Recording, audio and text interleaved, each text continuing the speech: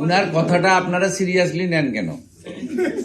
উনি এখন অব্দি যা যা বলেছেন, প্রথমে বললেন যে সৌমিত্র খান তিনি যদি একটা বুথে যেতেন তাহলে আমি রাজনীতি ছেড়ে দেবো বলেছিলেন তো। 2019-এ একইভাবে ব্যারাকপুরে গিয়ে ভাটপাড়াতে গিয়ে উনি বলেছিলেন যে অর্জুন সিং যদি নির্বাচিত হয় আমি রাজনীতি ছাড়বো, 2 লক্ষ ভোটে হারাবে। হ্যাঁ 2 লক্ষ ভোটে হারাবো। তারপরে 2021-এ নন্দীগ্রামে গেছিলেন ওনার পিসির জন্য প্রচারে, তা সেখানে গিয়ে বলে এসেছিলেন শুভেন্দু অধিকারী যদি এখানে জিততে পারে তাহলে আমি রাজনীতি ছাড়বো। উনার কথাটা আপনারা সিরিয়াসলি নেন কেন? উনি এখন অব্দি যা যা বলেছেন, প্রথমে বললেন যে সৌমিত্র খান তিনি যদি একটা বুথে যেতেন তাহলে আমি রাজনীতি ছেড়ে দেবো বলেছিলেন তো। বলার পরে সৌমিত্রকে পুলিশ দিয়ে বিষ্ণুপুর ছাড়া করা হলো। সুপ্রিম কোর্ট থেকে বেল নিলেন 2019-এ, কন্ডিশনাল বেল, বলা হলো বিষ্ণুপুর বা বাঁকুড়া জেলায় ঢুকতে পারবেন না। উনার 7টা বিধানসভার মধ্যে খণ্ডঘোষে প্রচার করেছিলেন, যেহেতু সেটা বর্ধমানে।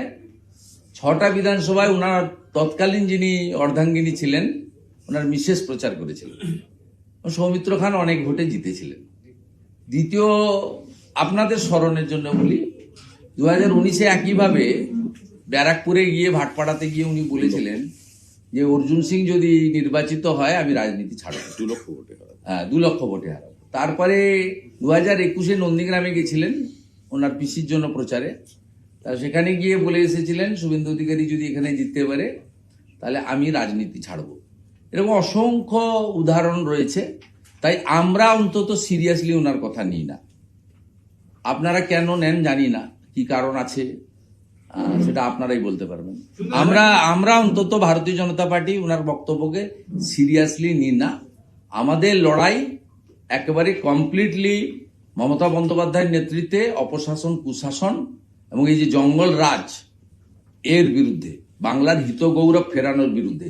মূল সুর বেঁধে দিয়ে গেছেন কিছুদিন আগে মেট্রো উদ্বোধনে এসে আমাদের মূল প্রচারক, যার ছবিকে রেখে, যার কথাকে নিয়ে আমরা নির্বাচনে লড়ি, রাজ্যে রাজ্যে জিতি, নরেন্দ্র মোদী। অর্থাৎ স্বাভাবিকভাবে বাংলার হিত গৌরব ফিরিয়ে আজকে বিজিবিএস এর দিন, তিনি সেদিন খুব ডাটা তথ্য দিয়ে বলেছিলেন স্বাধীনতার আগে এবং স্বাধীনতার পরে শিল্প, বিনিয়োগ, অর্থনীতিতে বাংলা যে জায়গায় ছিল সেই জায়গায় ফিরিয়ে আনার কমিটমেন্ট বিজেপি দিচ্ছে। আমি গ্যারেন্টি দিচ্ছি। এই ভাষা তিনি অত্যন্ত দ্ব্যর্থহীন ভাষায় বলেছিলেন, যাকে বলেন একবারে ভিতর থেকে উইল ফোর্স কাজ করেছিল ওনার সেই দিন। আমি এই জায়গা আনবো, আমি আপনাদের কমিটমেন্ট দিচ্ছি। তাই সেই লক্ষ্যে আমরা লড়াইটা করব, বাংলার হিত গৌরব ফেরাবো।